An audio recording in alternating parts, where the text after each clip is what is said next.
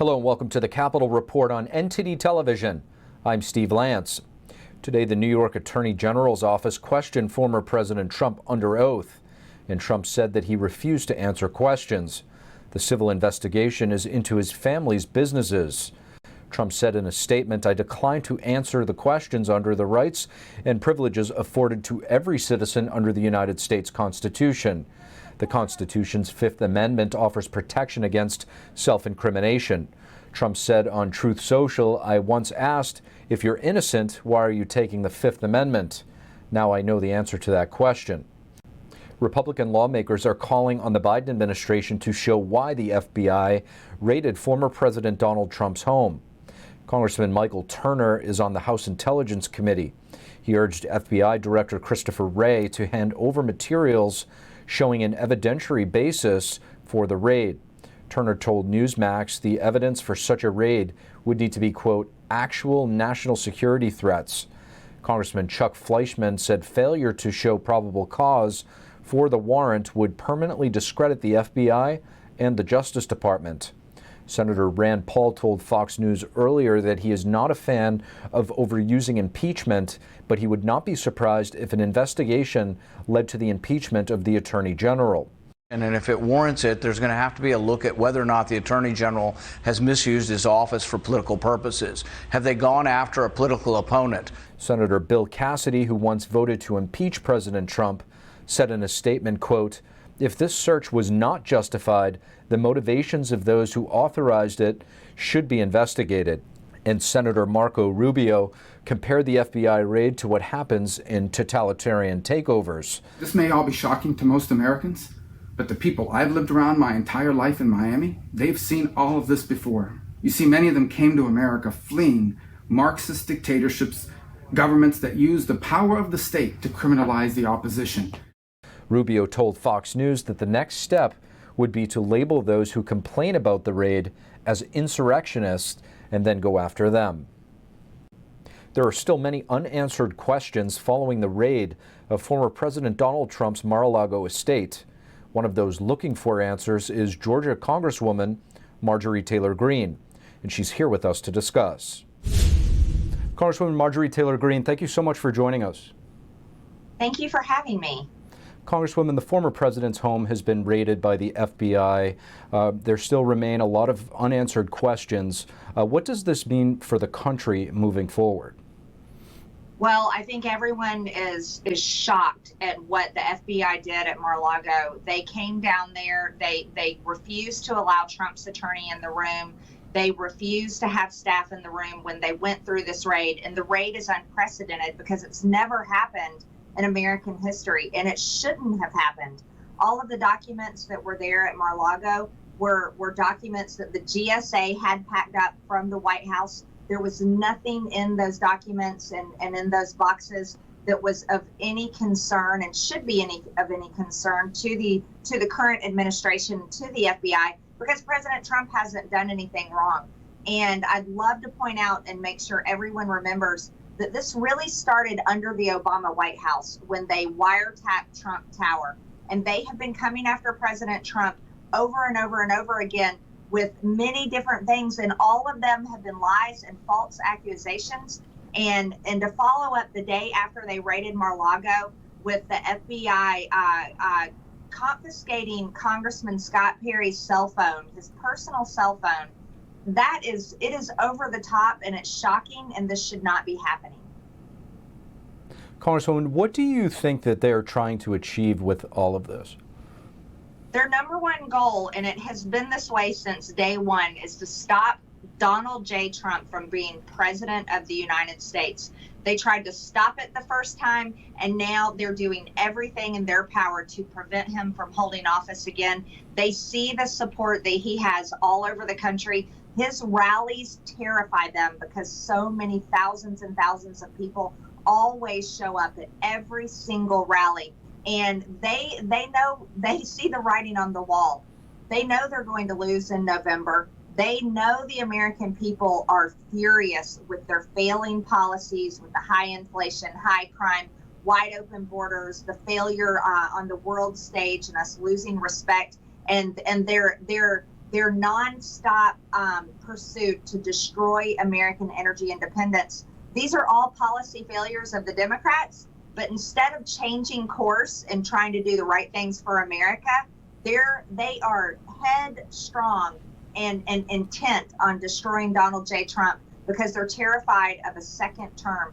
And you know why they're scared of him becoming president again? Because he now knows who his enemies are and the enemies of the American people in Washington, D.C. And this time he's going to finish the job that he started in his first term.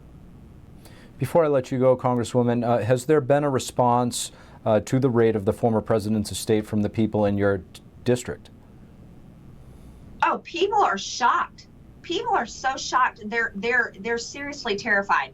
The combination of that raid, that the FBI gone rogue, the White House that sent this FBI down there to do that, has people in my district terrified. But you add that on with this IRS army of 87,000 IRS agents that they are hiring, and you got to know something. The IRS, IRS.gov, they already have those job postings listed, and if you read those job postings, they are terrifying because the type of people they're hiring, they are looking for people that can perform audits, but can also be physically fit enough to handle a life-threatening situation, and they have to be able to carry a firearm. So you look at that type of description in a job hiring post on the IRS.com, and that is scaring people all over my district. Small business owners are worried. Conservatives are worried. Donors, Trump donors and Republican donors are worried because that combination right there is one that can truly destroy people in our country, and there's no need for it. Democrats should be going after criminals, the criminals that are committing crimes and killing people. Like in the city of Atlanta, which now has a higher crime rate than Chicago. Democrats should be more concerned about the terrorists and the deadly drugs that are pouring across our border and the human trafficking and the sex trade happening at our southern border. Democrats should actually care about the inflation that's crushing the American people, and they can't afford groceries and they can't afford gas and they can't afford anything. These are the things that they should be working on, not spending all of their time when they know they're going to lose in November, intent on persecuting their political enemies. But I think that shows everyone exactly who they are. They aren't for the American people. They're America last, and all they care about is defeating all of us. Congresswoman Marjorie TaylorGreen, thank you. Thank you so much. Today, the Justice Department announced that they have charged an Iranian operative in a plot to murder former Trump administration National Security Advisor John Bolton. Shahram Poursafi is a member of Iran's Islamic Revolutionary Guard. According to a DOJ release in the fall of 2021, Poursafi offered $300,000 to hire people to eliminate Bolton. Inflation is cooling, today's data shows, but prices continue to linger at 40-year highs. Still, President Biden is praising the economy, while others say it's a bit too early to celebrate. Here's NTD's Melina Wisecup with more. The latest inflation data shows signs that inflation is cooling, the smallest rise in prices in more than 2 years. Consumer prices are 8.5% higher compared with a year earlier. This is down from a 9.1% year-over-year increase in June. On a monthly basis, prices were unchanged from June to July. Today, we received news that our economy had 0% inflation in the month of July. 0%. Here's what that means. While the price of some things went up last month, the price of other things went down. Is this something worth praising or at least looking at in somewhat of a positive light? No, I don't think so. Again, the only reason that energy prices are going down are because people can't afford energy. I mean, it would be laughable if it weren't so tragic. This is really genuinely destroying people's financial lives. But in terms of that year-over-year number that gets so much attention, that probably is not going to peak until September. While prices for travel fell, airfares are still nearly 30% higher than they were a year ago. Grocery prices jumped 1.1% in July, and they're 13% higher than a year ago. And Democrats on Capitol Hill this week are on track to pass that budget bill that we've heard so much about lately, calling it the Inflation Reduction Act. It is on track to pass the House later this week. Now, they're hoping that this bill will lower inflation, but it will have impacts for the energy sector because it does raise fees and royalty rates on oil and gas producers. So we will have to see how this will, in fact, impact the energy sector. Some are raising the alarm that it could cause gasoline prices to go up yet again as oil and gas producers pass on those higher fees to consumers.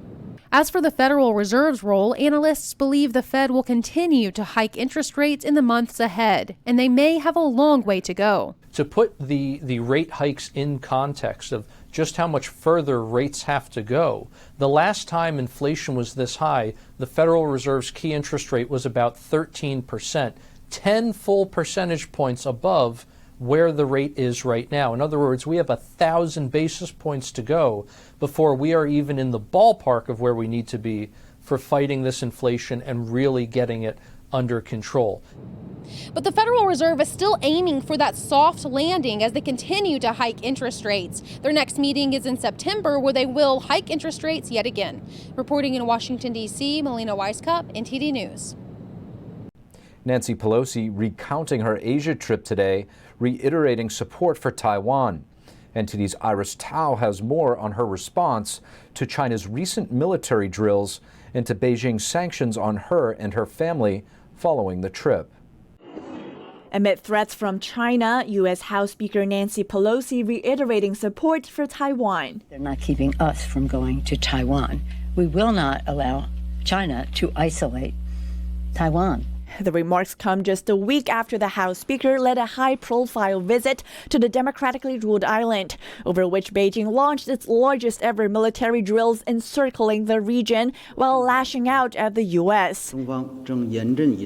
If the cost of avoiding these types of provocative measures is to cede control of Taiwan to the People's Republic of China, or to cede control of our travel schedules in Congress to the People's Republic of China, that is not a price we are going to pay. Meanwhile, China on Wednesday said its week-long exercises around Taiwan are now over, though it vows to normalize such drills. And they asked Speaker Pelosi, so would you expect China to kind of stop its saber rattling over Taiwan for a while, or do you expect it to use your visit as a pretext and potentially the drills as a game plan to speed up its timeline of invading Taiwan? Well, I think what we saw with China was they were trying to establish sort of a new normal. And we just can't let that happen. And Congressman Meeks tells me that he hopes the trip has shown Xi Jinping that no matter what he said, the U.S. will stand by its friends and allies. China now has to take a different viewpoint on it because we are unequivocal. Led by the Speaker of the House, gave Xi a message that he's not going to dictate to us on what we do and what we don't do. And asked about what her reaction is to being sanctioned by Beijing following her trip. There's no reaction. Who cares? I mean, right? And regarding if she thinks the Biden administration had been too cautious by saying that the military did not think her trip was a good idea, Pelosi declined to comment on that while saying the support from the U.S. military had minimized Beijing's impact on their travel. Reporting in Washington, D.C., Iris Tao, NTD News. Thank you for watching the Capitol Report. If you want to see our full broadcast, check us out at epochtv.com.